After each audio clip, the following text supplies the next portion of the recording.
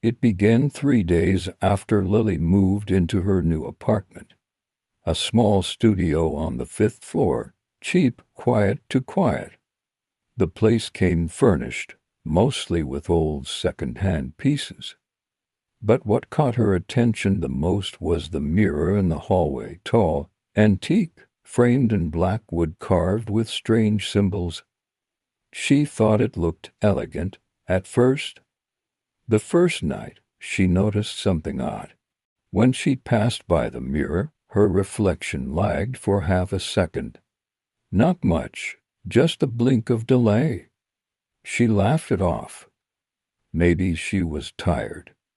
Maybe the lighting was weird. The second night, she walked by again. This time, her reflection didn't move at all. It just stood there, staring back. She froze, heart pounding. Then, slowly, the reflection smiled. But she didn't. She turned away and ran to her phone, trying to shake the image off her mind. But when she looked up again, the mirror was empty. No reflection, nothing. The next morning, Lily called the landlord.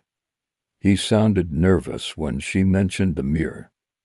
"Oh, that thing's still there," he muttered. "I thought we got rid of it after what happened." "What happened?" she asked. But he just hung up. That night, she covered the mirror with a blanket. But around midnight, she woke to a soft sound, like glass cracking. The blanket had fallen to the floor. And in the mirror, her reflection was awake, eyes open wide, staring straight at her bed. It lifted its hand and pressed it against the glass. Lily felt the air in the room grow colder, denser, like invisible fingers brushing against her skin. Then a faint whisper echoed, "Switch places with me." Lily screamed, running to the bathroom. She stayed there until sunrise, gripping the sink, too afraid to look at her own reflection. When daylight came, she peeked back into the hallway. The mirror was cracked, and from the inside, something dark was spreading across the glass, like veins. She decided to leave. She packed her bag, grabbed her keys. But when she looked in the mirror one last time, her reflection was gone again. She was staring at an empty hallway behind the glass. Then a voice, her own voice, whispered from the other side, "Don't forget your phone." Her phone buzzed on the counter. She turned to pick it up, but froze when she saw the screen.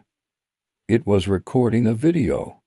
And in the reflection of the phone's black screen, she was standing behind herself, smiling. The video ended with one final frame, the mirror now empty, and the faint sound of a heartbeat fading away. The next tenant who moved into the apartment a week later said there was no mirror in the hallway. Just a long black stain on the wall, shaped like a human silhouette. Because mirrors don't lie. They just remember what we try to forget.